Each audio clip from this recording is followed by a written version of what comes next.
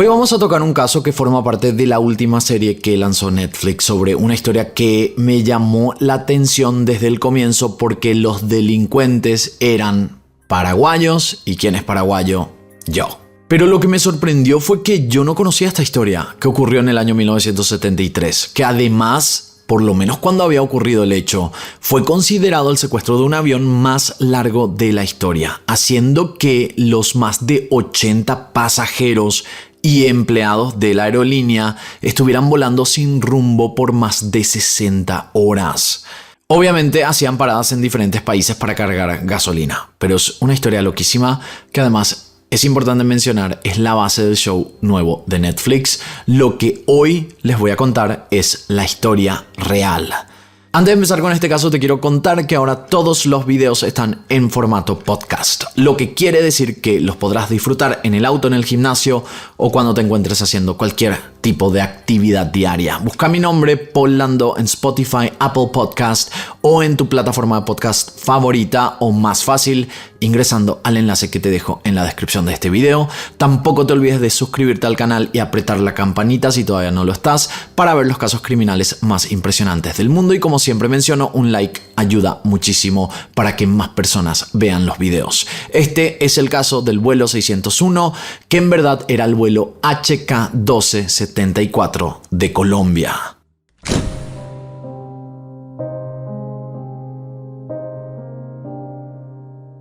Para darle contexto a esta historia tenemos que hablar de Colombia.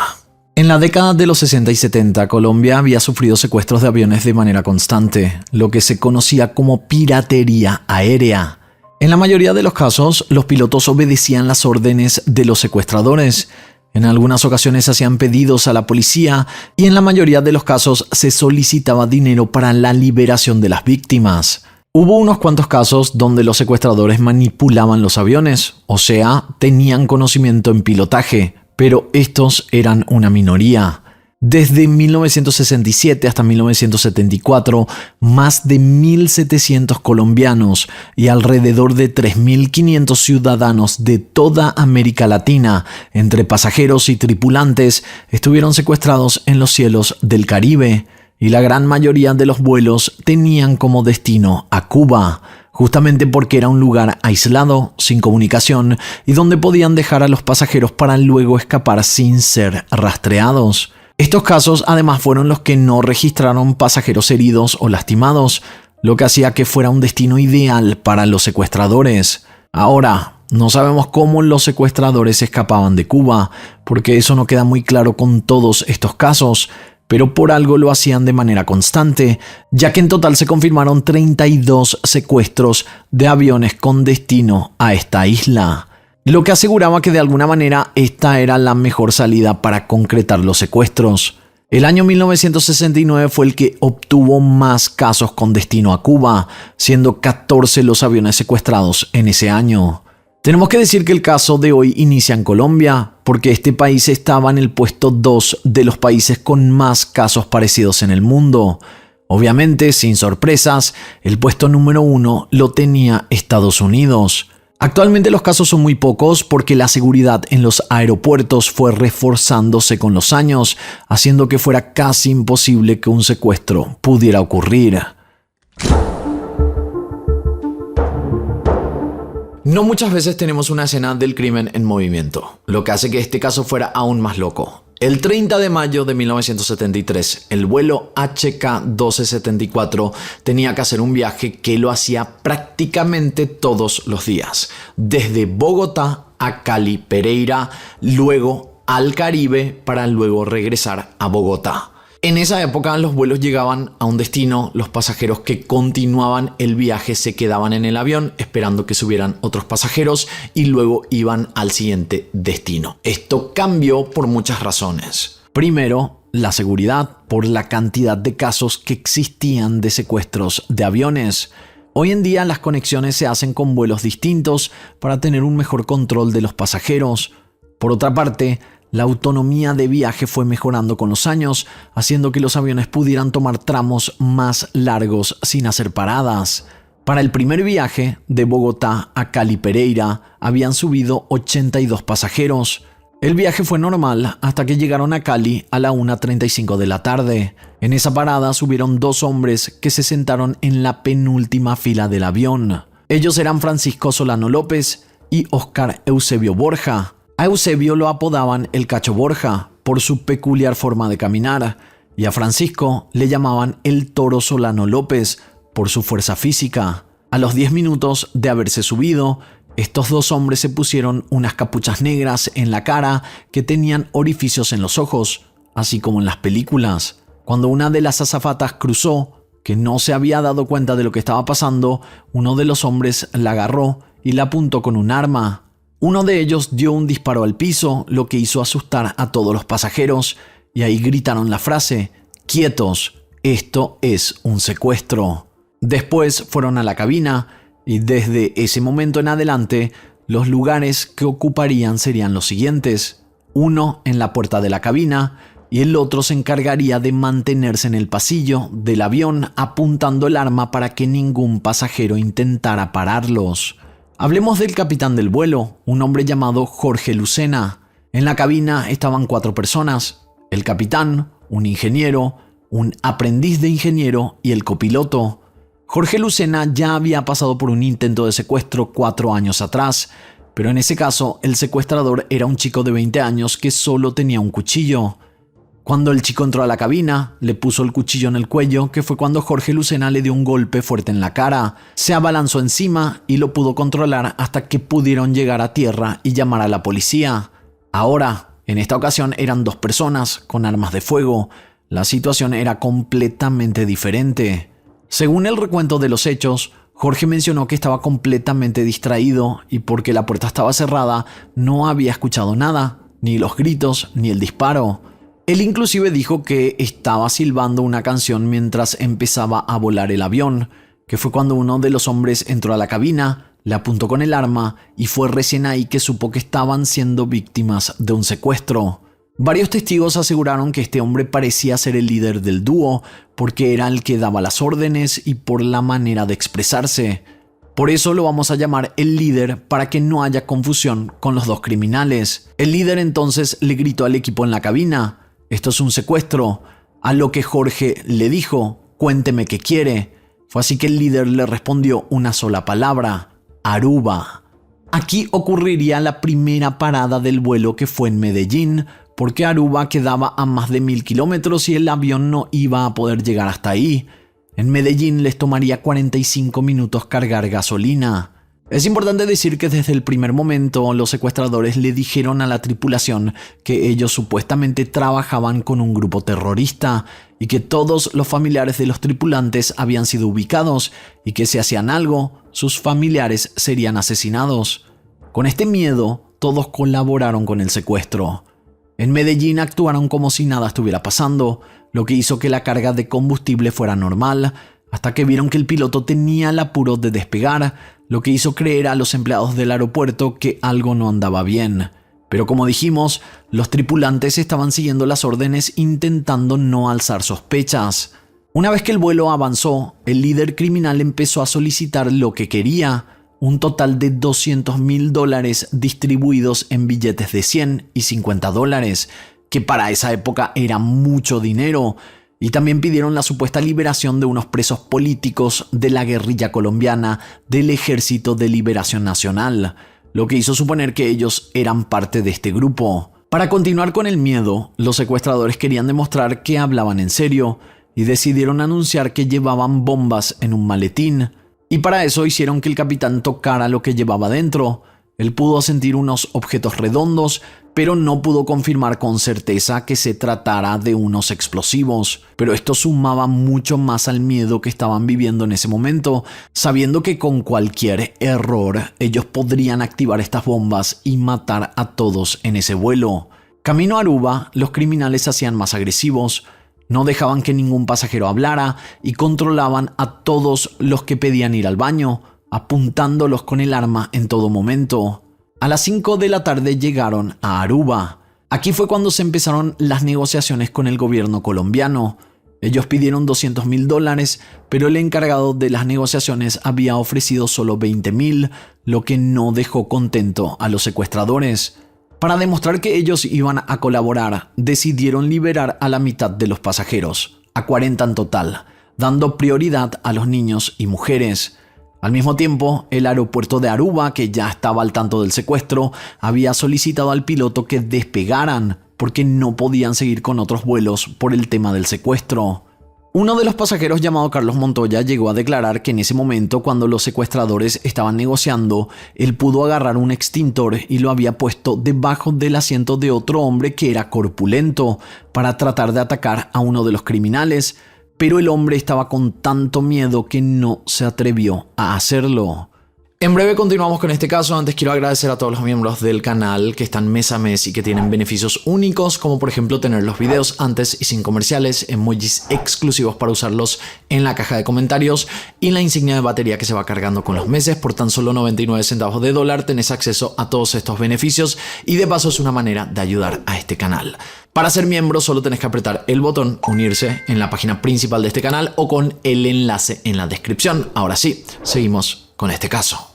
Ya habían pasado 10 horas del secuestro y las negociaciones simplemente no fluían como querían los criminales. El gobierno colombiano emitió un comunicado donde decían que no pensaban negociar con secuestradores y que en Colombia no existían presos políticos, lo que sumó tensiones en el ambiente. La única esperanza que los secuestradores tenían en ese momento era que la empresa SAM, la aerolínea, pagara el dinero. Hasta ese momento, esta empresa había manifestado intenciones de realizar un pago, pero el encargado les recalcó que jamás serían $200,000. Había transcurrido mucho tiempo, los aeropiratas no comían, no dormían y su declaración iba modificándose. Informaron que si no cumplían con el trato, ellos estaban dispuestos a sacrificar sus vidas. Ya no tenían nada que perder, lo que también preocupaba a los que estaban en tierra, a las familias de las víctimas, porque si tenían explosivos como dijeron y sus vidas no les importaba, podían poner en riesgo a todos los que estaban en el avión. Eran las 4 de la mañana y al ver que no lograron su objetivo en Aruba, obligaron al piloto Lucena a despegar nuevamente, esta vez sin decirle a dónde iba. Ya en el aire, uno de los secuestradores le pidió que se dirigiera a Lima, Perú, lo que llevaría otras 4 horas de vuelo desde ese lugar. Era un momento crítico y el capitán estaba muy preocupado, sobre todo porque el avión ya estaba con una disminución de aceite y había riesgo de que las turbinas se fundieran. El problema era que si hacían trayectos tan largos de esa magnitud, se necesitaba aceite para las turbinas y hélices, o de otra manera podían romperse en medio del vuelo. El capitán le había compartido esa inquietud al líder y este pareció entrar en razón, porque sus palabras fueron: «Capitán, yo no quiero arriesgar la vida de los pasajeros, no quiero arriesgar la vida de la tripulación, no quiero arriesgar la del avión. Si usted lo considera, regrese a Aruba». Y así lo hicieron. Eran las 8:30 de la mañana del día jueves, ya habían pasado casi 20 horas del secuestro. El avión había llegado a Aruba por segunda vez, pero en esta ocasión estaban todos más cansados. Los pasajeros que quedaban seguían en sus sillas, pero a pesar del miedo y las amenazas que recibieron, uno de ellos se levantó y caminó hacia uno de los aeropiratas. El pasajero que tuvo las agallas de hacer eso fue nada menos que el que trazó el plan de noquearlo con un extintor. Ahora, con la intención de que lo liberaran, sacó una identificación de ciclista y le dijo que él y sus amigos tenían que correr en el clásico RCN, que es una carrera de ciclismo que lo realizan en una ruta profesional por etapas que se realiza anualmente en Colombia. Pero su sorpresa fue grande cuando la respuesta del enmascarado fue: «Yo le conozco». Se quedó desconcertado porque no era un ciclista famoso. Él también declaró que no reconoció la voz del secuestrador, pero no le dio tiempo de preguntarle nada porque inmediatamente le dijo que esperara y más adelante resolverían el problema. El pasajero volvió a su asiento con la esperanza de que podría ser liberado, dejándolo tranquilo en ese momento. Minutos después, los secuestradores se acercaron a los ciclistas con las armas apuntándolos. El miedo los paralizó por un momento y luego los secuestradores emitieron lo siguiente: «Salgan, salgan los ciclistas». De esa manera fueron liberados. Pero las negociaciones iban cada vez peor. Solano y Borja, los secuestradores, trataban de apresurar la entrega con amenazas. Ellos llegaron a decir que si pasaba media hora iban a subir el monto a pagar. Por cada 30 minutos subirían el rescate a $50,000. Y los únicos negociadores de la empresa SAM siguieron con la resistencia al pago. El siguiente pedido de los secuestradores fue al capitán, exigiéndole que en el próximo avión que llegara desde Colombia le llevaran todos los diarios locales para estar al tanto de lo que decían del secuestro. El capitán se resistió al pedido, más porque él tenía miedo de que los secuestradores vieran algo en las noticias que no les gustara, y eso podría detonar el enojo. Cuando llegó el primer avión colombiano, desde la torre le dijeron que no habían traído ningún diario. Esto generó mucha tensión, estaban al límite y con muchas crisis nerviosas. En otro vuelo llegaron a Aruba el secretario general de la aerolínea y un abogado, quienes eran encargados de los tratos. Ellos querían subir al avión para negociar personalmente con los secuestradores, pero el avión no subió a nadie por el pedido de los aeropiratas, porque iban a matar a todos. Lo único que permitieron fue que una azafata bajara del avión para buscar unos sándwiches y agua para los pasajeros. El avión volvió a despegar. Ahora camino a Centroamérica, pero dentro los pasajeros se inquietaban cada vez más. Uno de ellos abrió la puerta trasera de emergencia, que fue cuando empezaron a saltar a tierra, y hablamos de por lo menos 5 metros de caída. Estos pasajeros sufrieron lesiones en la cabeza y piernas, pero ninguno de gravedad. Entre estas personas que lograron huir se encontraba una pareja millonaria, dueños de una de las principales fábricas de aceite de Colombia, que pudo ser clave para los secuestradores y las negociaciones, lo que siguió aumentando el nerviosismo en ellos. Cuando el avión pudo estar en el aire, dieron vueltas por Panamá, Costa Rica, hasta El Salvador, pero tuvieron un inconveniente. En ningún aeropuerto les permitieron aterrizar, entonces volvieron por tercera vez a Aruba. Ya eran las 10 de la noche del jueves, habían pasado 32 horas del secuestro. Solano y Borja habían agotado todas sus estrategias. Sumado a la falta de cooperación de la empresa con la que estaban negociando, la retirada del gobierno colombiano del asunto y la huida de varios rehenes hicieron que se replanteen el ofrecimiento de la empresa SAM, porque hasta ese momento solo habían dado vueltas en el aire y aterrizado varias veces en Aruba. Las autoridades del lugar les exigieron que tenían que hacer un cambio de tripulación porque era muy peligroso seguir volando con el capitán y equipo agotados debido al largo trayecto del vuelo. Y fue en ese proceso cuando la aerolínea enviaría el maletín con los $50,000 en compañía del nuevo capitán junto a su tripulación que abordaría el avión secuestrado. La nueva tripulación estaba compuesta por el capitán Hugo Molina, el copiloto Pedro Ramírez y también el ingeniero de vuelo Alfredo Schaffer. También estaban las azafatas Edilma Pérez y María Eugenia Gallo.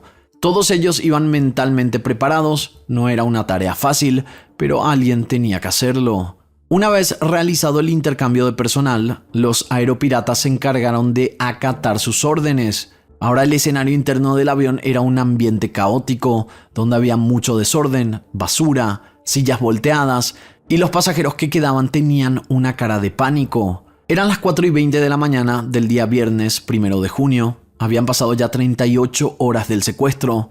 Solano y Borja ya tenían el dinero en su poder y no volvieron a mencionar lo de soltar a los presos políticos, que fue el segundo pedido que tuvieron al inicio de las negociaciones. Unos minutos más tarde empezó de nuevo el despegue. Ahora las órdenes fueron ir al sur del continente. Hicieron su primera parada en Guayaquil, Ecuador. Allí exigieron combustible, comida y periódicos. Ellos querían ver el impacto que tuvo el asalto, ya que el secuestro era noticia en todas partes. El capitán Molina hacía caso a todas las órdenes impuestas por los aeropiratas. 50 minutos después volvieron a emprender el vuelo.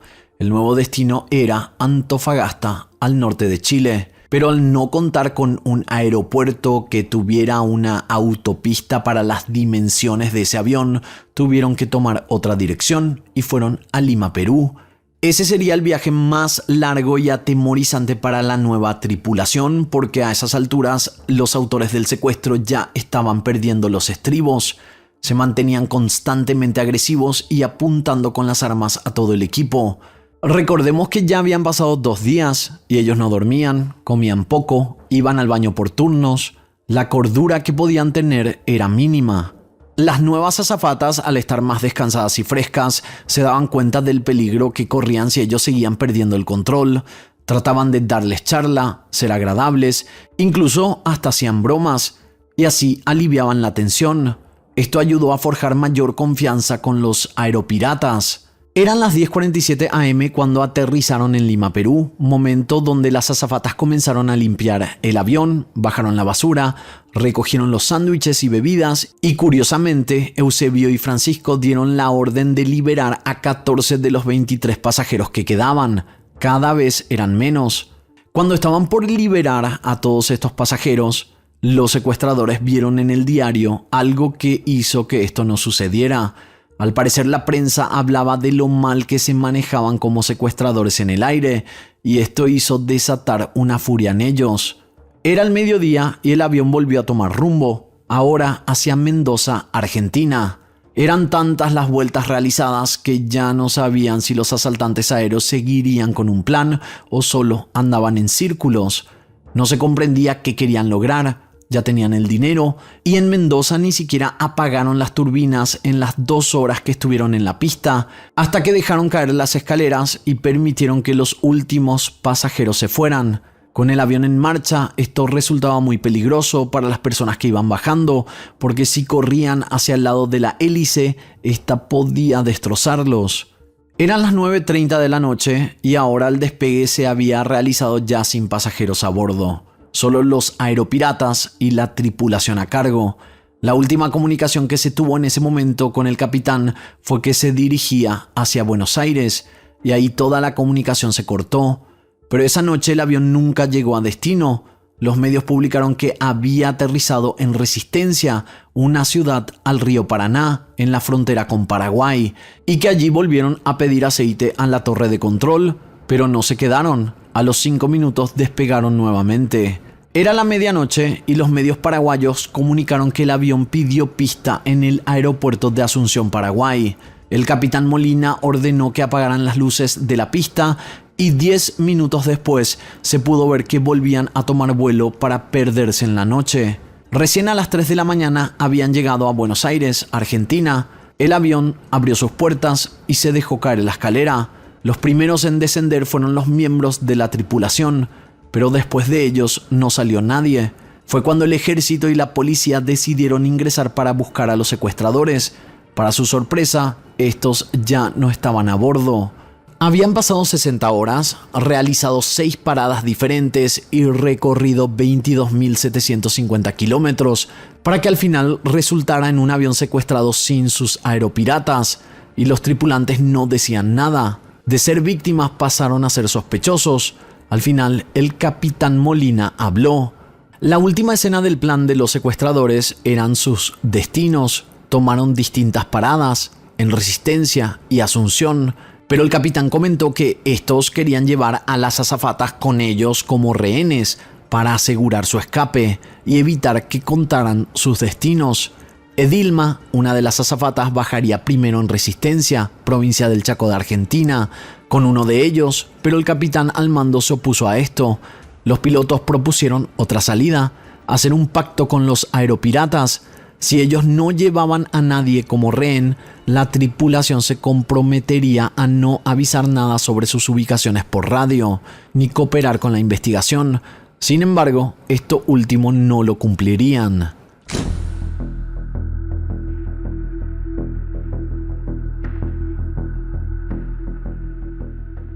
Lo súper peculiar de esta historia son sus protagonistas, porque son 2 paraguayos de nombre Francisco Solano López y Eusebio Borja, ambos futbolistas que en 1972 fueron vendidos al Club Deportivo Pereira de Colombia, donde se encontraban muchos de sus compatriotas.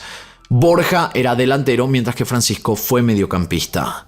En los años 70 la vida de un jugador que no era titular era distinta a la que estos tienen actualmente.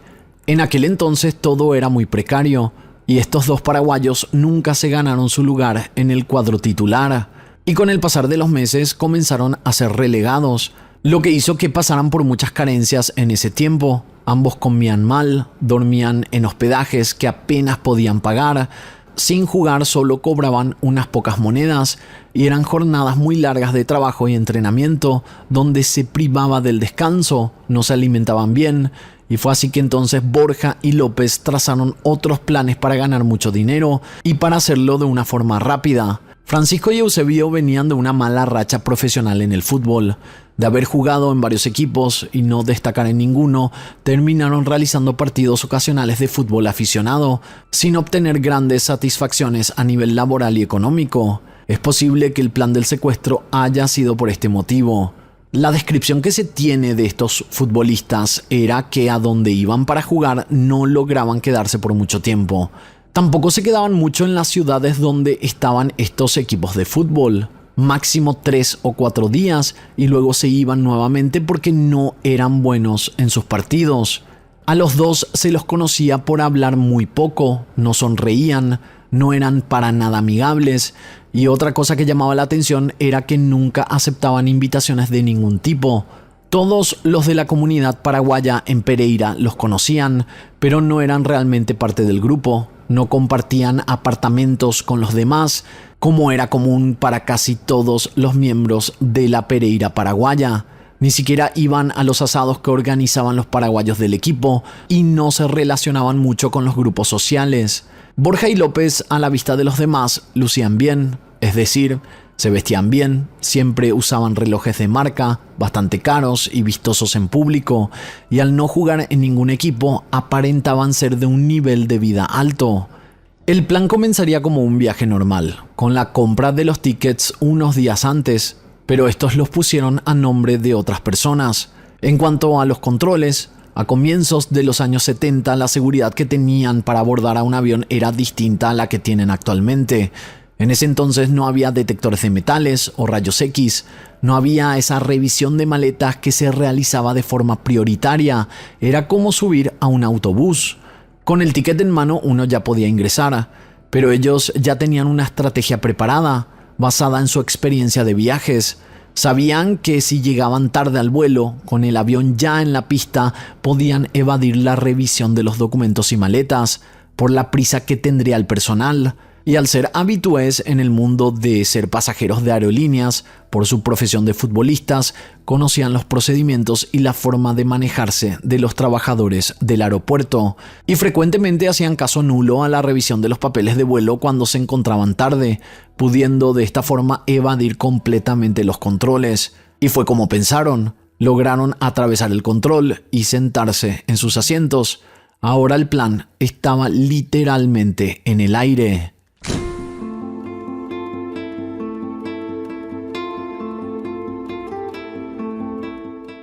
El escape comenzaría en Resistencia, Argentina. Cuando llegaron a la pista, con el avión en marcha, Eusebio Borja saltó en un punto ciego para perderse con la mitad del dinero sin ser más visto. La segunda parada fue en Asunción, Paraguay. Ahora le tocaría al segundo aeropirata huir con parte del motín. Fue cuando el capitán pidió que apagaran las luces de la pista. Ya estando el avión en la pista, habían hecho un giro y Francisco Solano López saltó.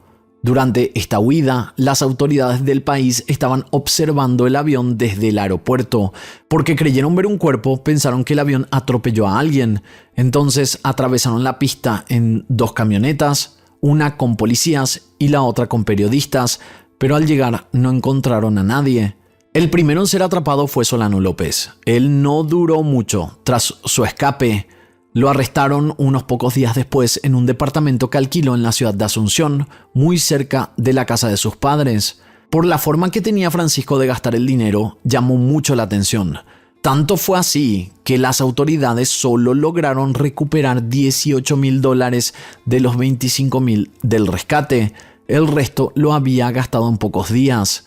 Francisco fue recluido en una celda del penal de Tacumbú. Esto mientras se tramitaba su posible extradición a Colombia. Corrían los primeros días de junio de 1973, cuando Solano estaba planeando su huida de la cárcel. Esta noticia llegó a oídos de la policía y fue entonces que el director del penal convocó a un equipo compuesto por tiradores especiales colocados en todos los puntos sobresalientes de aquel edificio con el objetivo de prever su escape. Lo que ocurrió fue que López trató de escabullirse corriendo por los tejados. Se pudo escuchar la fusilería y los gritos en el lugar, pero ningún proyectil logró alcanzarlo. Sin embargo, no pudo pasar la muralla perimetral. Fue atrapado y conducido a la dirección del penal. Allí lo estaba esperando Irán Cacho Delgado von Lepel, director del Instituto Penal. Él también fue abogado del dictador Alfredo Stroessner y su familia, entre sus tantos cargos otorgados por el presidente dictador de aquel entonces. Cuando llevaron al preso frente a von Lepel, entonces director de Tacumbú, lo miró y le preguntó con palabras textuales si estaba contento con su payasada. Francisco, frustrado, solo bajó la cabeza y no dijo nada. Ese fue el momento donde terminaba sus inicios como criminal y secuestrador de aviones. Días más tarde fue embarcado rumbo a Colombia. En Colombia estuvo en la cárcel de Medellín durante 7 años por la condena que le habían puesto. Eusebio Borja fue el primero en dejar el avión en medio de la noche en el aeropuerto de Resistencia en la región del Chaco, pero de él no hubo rastros.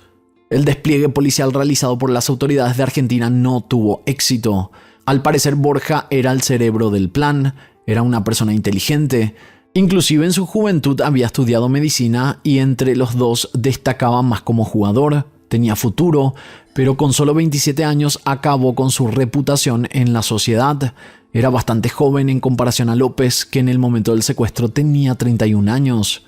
Se cree que se hubieran salido con la suya si sus propios compatriotas no los hubieran delatado, por sospechas de algunos miembros de la comunidad paraguaya de Pereira que advirtieron a las autoridades sobre la posible identidad de los secuestradores de aviones, con el propósito de no manchar el buen nombre de su comunidad. Al ser Solano López el único capturado, solo se cuenta con su testimonio de por qué cometió el secuestro. Solano en ningún momento mostró arrepentimiento, mencionó que estaba cansado de pasar hambre, miseria y que por eso decidió secuestrar el avión. También dijo que aquello del Ejército de Liberación Nacional y los presos políticos, al igual que las bombas, eran mentira. Lo único real, según él, fueron las armas que portaban, pero se cree que estos tenían armas de fogueo. Recuerdan que uno de los pasajeros se acercó a uno de los secuestradores, que fue precisamente Solano López, y le pidió que lo bajaran del avión porque tenía que correr una carrera, y él le dijo que lo conocía. Bueno, esto era verdad. Tiempo después, cuando Francisco cumplía su condena en Colombia, este ciclista lo visitó en la cárcel junto a un periodista y allí le respondió a la pregunta que no pudo realizarse en aire: ¿dónde se conocían? Ellos en una oportunidad se encontraron en un hotel en Pereira y habían jugado un juego de mesa.